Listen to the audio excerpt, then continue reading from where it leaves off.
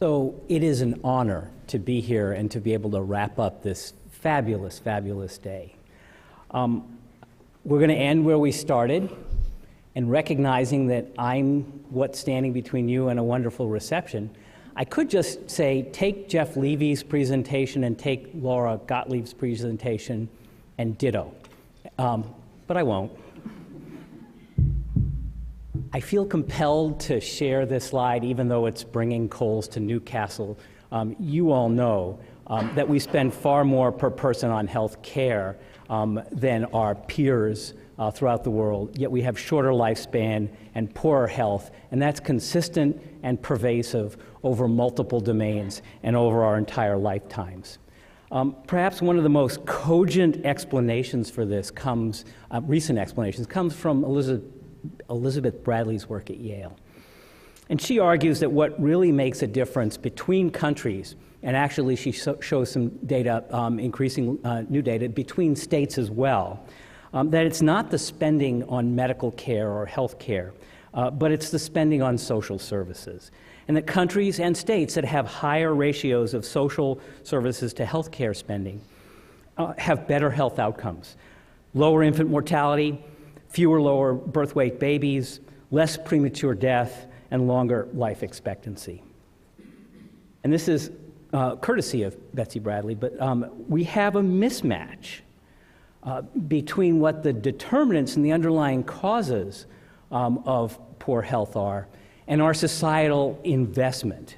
And furthermore, data suggests that a 25% increase in the ratio of social to health spending is associated, for example, with a 1.6 percentage point reduction in obesity in adults that are obese, and almost 15 per 100,000 fewer post-neonatal deaths, which could be the equivalent of 1.2 million less obese adults in this country and 600 fewer post-neonatal deaths annually. But how do we invest in social services? It's unlikely in our current political environment that we're going to willingly raise taxes to fund this. And it's unlikely that we're really going to be able to shift a significant amount of spending from medical care to social services. So the real issue, given that the healthcare sector is a $2.7 trillion sector, and that health economists say that fully a third of what we spend is wasteful spending, that is, resources expended that don't improve health outcomes. There ought to be a way to shift some of what those unnecessary expenditures are through the health care system. And to do that, we need to be able to figure out a way to collaborate between the health and social sectors and to align the public health and community service sectors. One lever to do that is the increasing realization that social and economic factors are linked not only to general poor health outcomes, but to health outcomes that the health care system cares deeply about. So this is just one of many examples, but it was one that I was struck with, an area deprivation index, which is a neighborhood-based composite measure of 17 different markers of socioeconomic status, ranging from education, income, home value, and rent, and the amount of houses that are single parent, that have plumbing, and on and on. And that area deprivation index, not only is it correlated with mortality rates, but it's also correlated very strongly with 30-day readmission rates that increase with worsening ADI, and that the magnitude equals chronic obstructive pulmonary disease and is greater than diabetes. And this is an outcome that, while it may not be a huge indicator, it's an outcome that the healthcare system cares about because there are penalties and incentives attached to hospitals doing well on this. So then the question is, being the guy that in the Willie Sutton model represents the bank, is do we have a role in this? And the answer is undoubtedly yes. that our leadership back in 2013 committed to a very bold confirmation of that. That we are committed to improving the health of the population by supporting proven interventions to address behavioral, social, and economic determinants of health in addition to delivering high-quality care. So if we have a role, let's sort of figure out how we do that. Our agency has adopted a framework that's categorized payment, because payment policy is probably one of our biggest levers.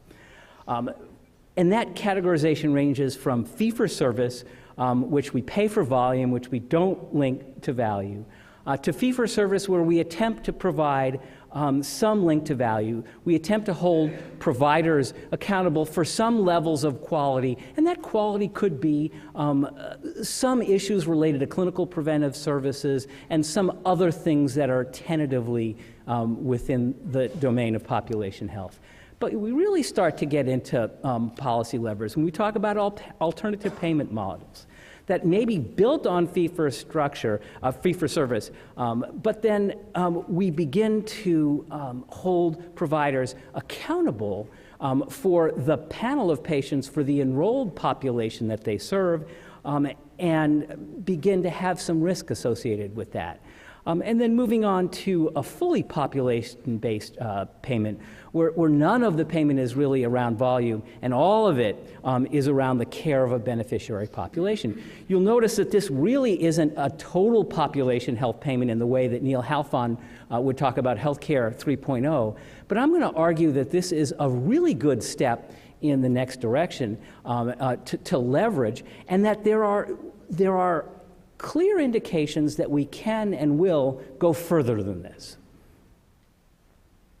So the Secretary Burwell has committed us to move in the direction of alternative payment models and models linked to quality, in part because a key lever is MACRA, the recent doc fix, the Medicare Access and CHIP Reauthorization Act, which really calls upon us to do that and to have more and more providers in both incentive payment systems that hold them accountable for outcomes that we care about, and then in alternative payment models in which we really feel are the stronger payment levers. So how do we do this? And I think part of the issue is that conundrum between population health management, in which we take care of an enrolled or an attributed population, and this view of population health, of total population health, what Steve Teutsch calls total population health, in which we take care of a geographic area. And how can we move the health system from a population management to more of a total population health? I don't think that it's an either or. I think it's a both and I think we can get there, albeit a bit slowly. And one of the ways we've tried to do that is to create this model that reconciles the clinical perspective with a broader community perspective. And that conceptual model is about thinking about concentrically expanding denominators with the individual patient at the center. And it's really important that that individual patient and that face-to-face clinical encounter not be diminished, be at the center, because those are the overriding values of the clinicians and the healthcare system. But we can bring them along by thinking about that individual in the context of being a subgroup or a panel of patients, being enrolled in a clinical practice, a primary care practice or a medical home or a specialty home, being in a health system, and then being an individual within the context of a family and a community. And if we think about that model, and we try to reconcile those concentric expanding denominators, that's where we're headed. And so let me give you examples about how we're operating in each one of these and what some potential research is in these areas. So with population-based approaches, it's really, for the clinical practice, It's really taking and expanding that face-to-face encounter at the bedside or in the clinic and considering what happens between visits, using registries and tools to improve preventive care, addressing health disparities by including social, economic, and cultural factors, understanding the context that that patient lives in, and then referring patients to a wider range of services other than specialty and clinical services within the community. We have strategies that are beginning to address that. Medical homes and care management payments for what happens between visits and for coordinating care, linking practices and patients to community supports, and paying the infrastructure to do that. Transforming Clinical Practice Initiative is giving clinicians the tools to better operate within this sort of model, dominated by a quality improvement model, but understanding that quality improvement, that incremental quality improvement, can take us a fair degree, but QI didn't eradicate smallpox, and we have to go beyond that QI model, but we have to start by helping practices thrive in this environment. And then studying things like community health workers, not only in interpretation and translation, not only in helping with appointment scheduling and navigating the referral system, but also thinking about their role in housing, in keeping the electric bill on. And there are instances in which work that we're studying and funding are extending that role. For delivery system, that may be focused on delivering healthcare services to those who walk in the door, a population-based approach meaning assessing their community needs and doing that not from the perspective of a single hospital, but collaborating with public health, collaborating with other hospitals, and figuring out what are the white zones, what are those areas that hospitals don't go into, and how to incorporate that into the larger community health needs assessment. And then investing their community benefit dollars to address those needs. And in collaborating with other organizations that they don't own and that they don't control to support non-medical services delivered outside of care settings and in the communities. And we have a number of performance-based models, such as ACOs, that we feel over time will incentivize those investments. So the first ACOs begin to focus on lean production and better communication and working with their nursing homes and their clinical providers. But we feel that as we increase the target for cost and quality and outcomes, that they're not going to be able to simply redesign the current system sufficiently to achieve those outcomes, that they'll have to begin to make the investments. And some of the leading ACOs, the pioneers and next generation ACOs, are beginning to do that. They're beginning to make those investments outside of their systems.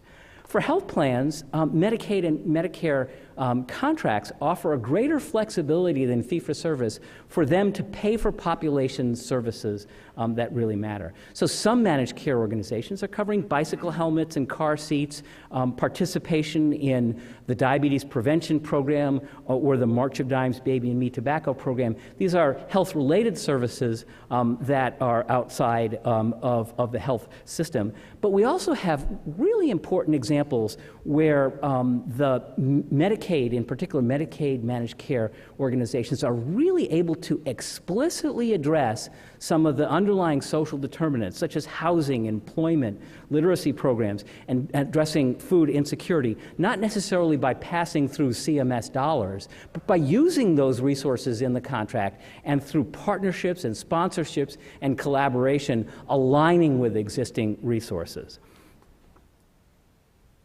Focusing on the community level, Medicaid historically covers many non-medical support services because it targets a particularly vulnerable population.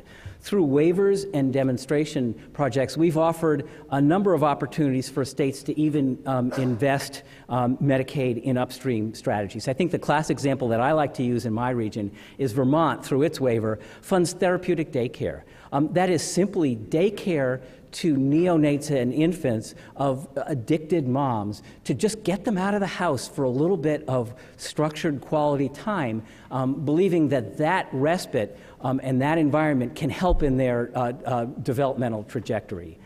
The state innovation models that the Innovation Center funds really tests the premise that states can use multiple levers as a purchaser, as a regulator, through the legislature, in its bully pulpit, to align a number of sectors to really achieve true transformation at the health level, with a goal of going beyond simply Medicare and Medicaid and incorporating 80% of the population.